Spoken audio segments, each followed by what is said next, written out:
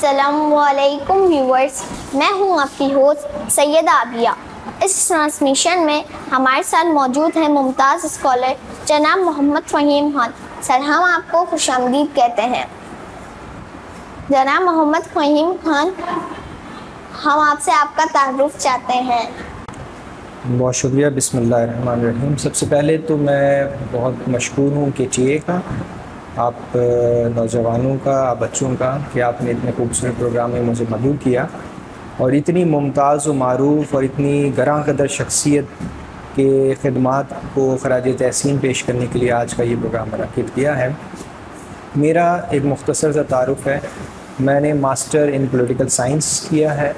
اس کے علاوہ میرا اپنا جو تعلق رہا ہے وہ ایجوکیشنل فیلڈ سے رہا ہے۔ میں اسسٹنٹ ڈائریکٹر ایجوکیشن منہاج ایجوکیشن سوسائٹی پاکستان اپنی خدمات سر انجام دے رہا ہوں۔ ڈمی میوزیم سے آئے ہوئے ڈاکٹر عبدالقدیر خان، ڈاکٹر صاحب ویلکم ٹو دا شو۔ اس کے علاوہ ہمارے انٹرویو پینل بھی یہاں موجود ہے۔ اگر آپ دیکھیں تو آپ کو پتہ چلے گا کہ لیاقت علی خان سے لے کر عبدالستار ایدھی تک ہم نے ہر اچھے انسان کے ساتھ ناانصافی کی ہے۔ ان کا صحیح مقام ان کو نہیں دے سکے، جبکہ چوروں اور کرپشن کرنے والوں کو بہت عزت دی ہے۔ آج کی یہ اسپیشل ٹرانسمیشن انہیں احساس دلانے کے لیے سجائی گئی ہے۔ سر، سب سے پہلے میں آپ سے آغاز کرتی ہوں۔ اگر میں کہوں کہ ڈاکٹر عبدالقدیر خان کا پاکستانی قوم سے کیا شکوہ تھا اور ان کی زندگی کا اوور آل جائزہ پیش کریں تو آپ کیا فرمائیں گے؟ جی بہت شکریہ۔ میں ایسی شخصیات جو زمانہ صدیوں میں پیدا کرتا ہے، یگانہ روزگار شخصیت ہو اور اپنی خدمات اور اپنے علم اور اللہ رب العزت کی خداداد صلاحیتوں کے اندر وہ اپنا ایک بڑا منفرد مقام رکھتی ہو۔ زمانہ ان کو صدیوں میں پیدا کرتا ہے۔ بقول شاعر، ہزاروں سال نرگس اپنی بے نوری پہ روتی ہے، بڑی مشکل سے ہوتا ہے چمن میں دیدہ ور پیدا۔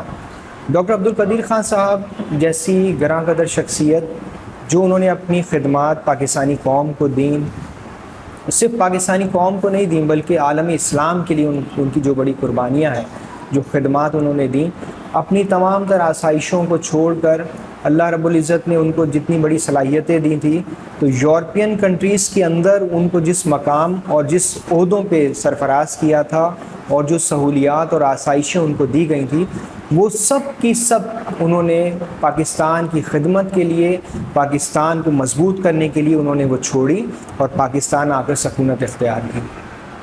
یہاں پر ابتدائی دور کے اندر تو یقیناً ان کو سربراہی ایٹامک ریسرچ لیبارٹری کہوٹہ کے اندر جو ہے وہاں کی سربراہی دی گئی، لیکن اس کے بعد جیسے پاکستان نے ایٹمی دھماکہ کیا 28 مئی کو 1998 کو، تو اس کے بعد پاکستانی قوم کے اوپر جو پریشر بلڈ ہوا، غیر ملکی قوتوں کا پاکستان کے اوپر زور بڑھا، تو ڈاکٹر عبدالقدیر خان صاحب کو ہماری حکومت نے اس طرح سے سپورٹ نہیں کیا۔ گو کہ وہ پاکستانی قوم سے بہت محبت کرتے تھے، انہوں نے اپنا سارا اثاثہ چھوڑ دیا اور پاکستان کی خدمت کے لیے یہاں پہ تشریف لائے، لیکن پاکستانی قوم نے بھی اور پاکستانی حکومت نے بھی ان کے ساتھ انصاف نہیں کیا۔ تقاضا یہ بنتا تھا کہ جتنی بڑی وہ شخصیت تھے اسی طرح سے ان کی قابلیت کا اظہار بھی ہوتا اور ان کو اس مقام پہ فائز بھی کرتے، لیکن شومئی قسمت کہ ہم نے ان کا اس انداز سے اظہار نہیں کیا، نہ ہی ان کی خدمات کا اعتراف کیا۔ ڈمی میوزیم سے آئے ہوئے ڈاکٹر عبدالقدیر خان، میں یہ پوچھنا چاہوں گی کہ ایک ملک نے پاکستان کو پتھروں کی دنیا میں پہنچانے کی دھمکی دی تھی، تو پتھروں کی دنیا سے کیا مراد ہے؟ آج سے ہزاروں سال پہلے انسان جسم پر درختوں کے پتے باندھتا تھا، پتھروں کا استعمال کر کر ہتھیار بناتا تھا، غاروں اور کچے گھروں میں رہتا تھا، پتھروں کو کاٹ کر گھر بناتا تھا۔ وہ ملک ہمیں اس دنیا میں بھیج دینا چاہتا تھا۔ اسکالر صاحب، یہ بتائیے کہ ڈاکٹر عبدالقدیر خان نے پاکستان پر جو احسان کیا ہے اس کا تقاضا کیا ہے؟ جی بالکل، بہت سگنیفیکنٹ کوشچن آپ نے کیا ہے بیٹا۔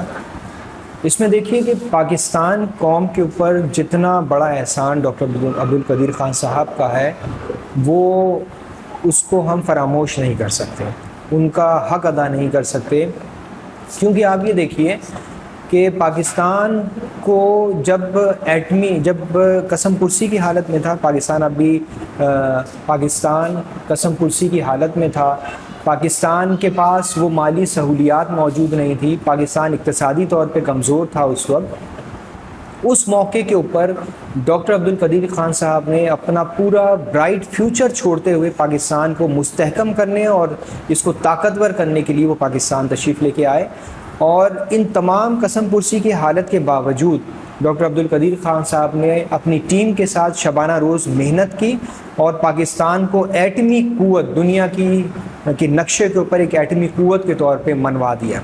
دھماکے کا مقام چاغی کے صوبے میں ہے۔ بلوچستان میں یہ ایک پہاڑی علاقہ ہے۔ ڈاکٹر صاحب کو کون کون سے اعزاز ملے؟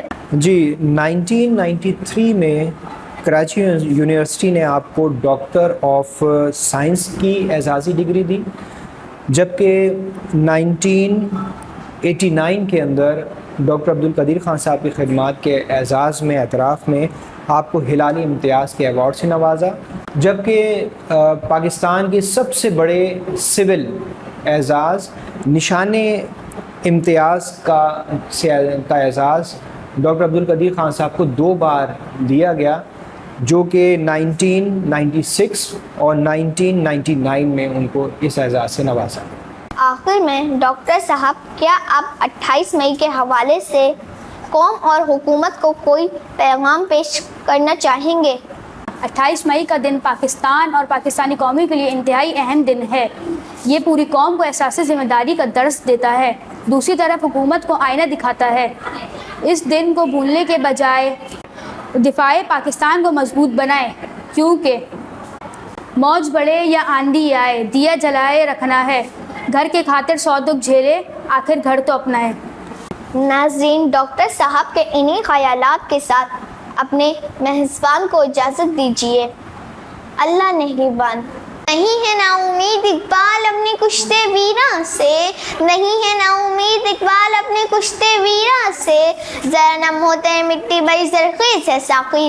عزیز دوستو، ایٹمی دھماکے کرنے سے پہلے کون کہہ سکتا تھا کہ پاکستان جیسا ترقی پذیر ملک جسے اپنوں اور غیروں کی سازشوں نے ادموا کر رکھا ہے، وہ ایک دن ایٹمی ممالک کی فہرست میں جا کرا ہوگا، اور وہ بھی ایک ہی وقت میں۔ مگر بات وہی والی کہ ذرا نم ہوتے مٹی بڑی زرخیز ہے ساقی، ایک یورپی ملک میں ایٹمی ٹیکنالوجی میں معتبر ترین ناموں میں سے ایک نام ڈاکٹر عبدالقدیر خان کا بھی تھا، جن کے سینے میں اپنے وطن کی خدمت کا جذبہ موجود تھا۔ وہ ایک بار پاکستان آئے تو پھر واپس نہ گئے، مذکورہ ملک میں ایڑی چوٹی کا زور لگایا، ان کو بے پناہ لالچ دیے گئے، آخری چارہ کار کے طور پر دھمکیاں بھی دی گئی، مگر ڈاکٹر صاحب نے اپنے شہر کو چھوڑنا گوارا نہ کیا۔ پاکستان کے اس مایہ ناز سپوت نے دن رات کام کیا، اپنے ساتھیوں سمیت اپنے مشن کی لگن میں لگے رہے، مگر اس خاموشی کے ساتھ کہ ان کی لگن کا کسی کو اندازہ بھی نہ ہو سکا۔ دنیا تو جب چیخ اٹھی، اقوام عالم تو جب تڑپیں، جب پاکستان نے 1 نہیں 2 نہیں پورے 5 ایٹمی دھماکے کر ڈالے۔ شکریہ۔